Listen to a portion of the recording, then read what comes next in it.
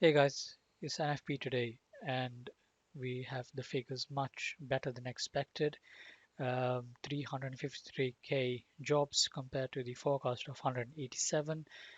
Also, the average hourly earnings is up over here, higher than expected, so that is good for the dollar.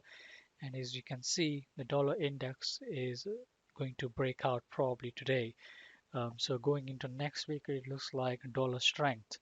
Um, so if the daily candle closes like this, that's a good confirmation, and then we could delete this way, but I'll keep it until the weekend is closed when I'm doing my analysis. But anyway, I wanted to share with you my Aussie cat trade. So I had a forward order yesterday. Um, of course, this was a little bit calculated with the average daily range.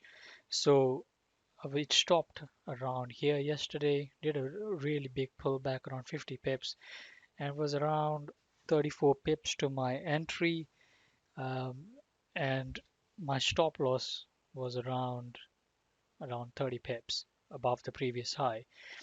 So for it to do there 36 pips and then to get there, that would be more than the daily range.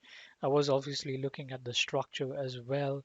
It's quite bearish at the moment, as you can see, and on the 4 hour, we can also see it's making lower highs and lower lows. So I fibbed that. We got 78.6 fib, 55, this region of support, which is now resistance.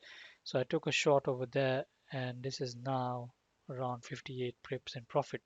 So what I'm going to do ahead is just go ahead and just close it, just close the whole trade.